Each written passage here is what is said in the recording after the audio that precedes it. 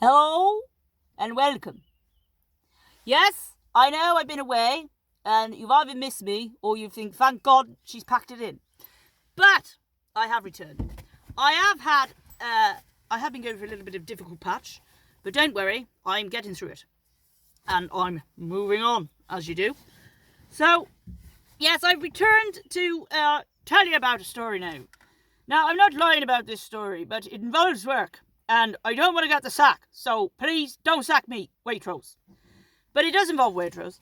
I've been there a long time, and obviously, I've been in cafe for, I don't know, years. So I have been trained in other areas, and I did want to get on delivering, out on the vans, out in the wilderness, to face the public, and deliver their valuables of shopping with whiskey and wine. So, yes, so about 2 years ago I was trained.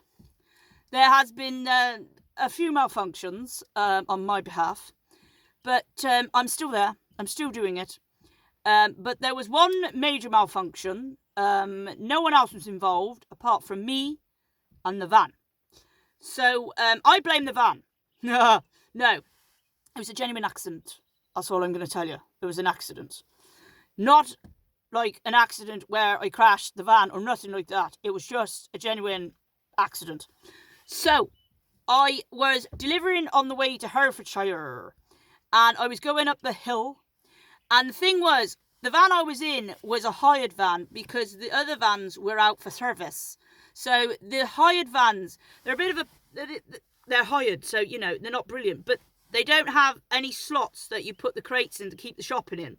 They're not like fixed in. You just stack them up. And you just drive with extra caution. You don't stack them up too high because you're just going to set yourself up for a disaster and they're just going to topple over. So yeah, stack them up as low as you can. So that's what I did.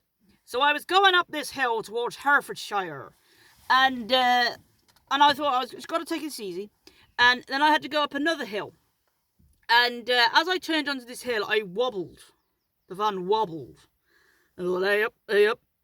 And as it wobbled, I heard a big crash, clang, wallop in the back of the van. And I thought, for the love of duck feathers, the shopping's gone over. And I thought, oh my God, but it's a country lane and they're very, very narrow. So I thought I'm going to have to drive a bit and pull over and go and check the load. So that's what I did. I managed to find this lay-by, pulled over, and I opened the doors, and luckily it was just the empty stacks had gone over. The rest of the shopping was still hunky-dory.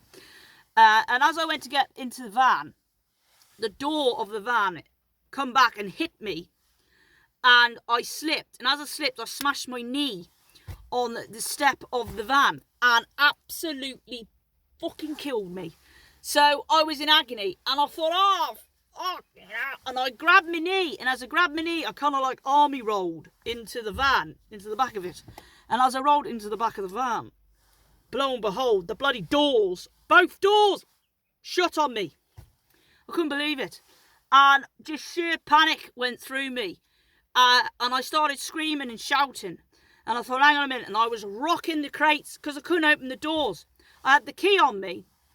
I thought, I've got the keys on me, and I was pressing it. I don't know why, because you can't open it unless you're from the outside. And I was panicking like mad. And it was pitch black as well, because either there was a light in the back of this hired van, I didn't know, or it just didn't work. But I had no light. I had a little gap at the bottom of where the doors would open. And I panicked, and I thought, oh my God, my phone and the handset for Waitrose is all in the front of the van. So there's no way I could contact anyone. And by this time, I thought, I'm going to die in the back of a Waitrose van. And I thought, no, I'm not. I've got food. I know there's a bottle of whiskey in here somewhere, in case crunch comes to crunch. But no, I was thinking, right, I was in there for about 10 minutes, and I was panicking, and I was screaming and shouting, and I thought, the only people who are going to find me is somebody on a lone horse, or a dog walker walking past. And so it was slim pickings to be found, to be honest. And I thought, well, luckily there is trackers on these vans. So after about, 4 hours, maybe they would notice this van has not moved and Kerry has not returned to Waitrose. So I was sitting in the back, nearly crying at this point. And I thought, right, Get yourself together. Pull yourself together now. There's got to be a way out. There's got to be like a lever somewhere. There's got to be a safety feature in the back of this van. So in the darkness, I was feeling around, still, rattling and screaming if anyone could hear my far cries. And luckily, behold, I did find the lever, and I sprung it open and I gasped for dear life and thought, thank God for that. But my knee was still in agony with my knee. I really smashed it. And I thought, well, I got to get on with it. I got to get to the next house. So I got on with my job, and lo and behold, all was well, apart from my knee, and I lived to tell the tale. So I didn't die in the back of a Waitrose van. How I keep my job, I don't know. But I was behind, but I managed to catch up, and all was well. So that was my Waitrose delivery experience. I have got the wheel stuck in a ditch at one point, but I managed to get myself out of that. I did panic thinking, good God, I'm in a ditch. Before I left branch, I discovered I locked the keys in the back of the van. And I had to ring the manager to say, I've kind of locked the van keys in the back of the van. And once you put the shutter down on these vans, you can't get them up unless you've got the key. So we had to go through all the spare keys in the branch to find the key for this van. So that put me behind a bit. So yes, I've had a few, but they still keep putting me out on deliver. I keep going out into the wilderness. So if you see a Waitrose van, you never know, it could be me. So give me a wave, right? Especially at the moment, because, I am doing deliver a lot more. They're desperate, Waitrose, desperate, I tell you. They're relying on me, you know what I mean? Relying on me. So, yes.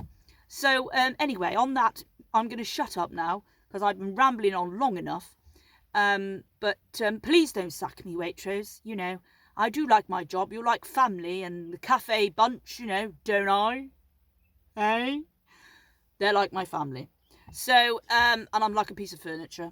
There would be a statue of my shrine outside Waitrose when I'm gone, with a pint in hand and a dog by my feet. She used to work here. Thank God she's gone. No, I'm only joking. I know. Will you miss me? Will you?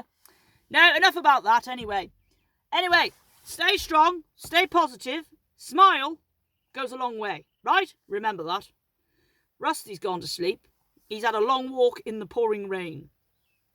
He don't care, as long as he gets his walk and gets fed. Anyway, see you all soon. Take care.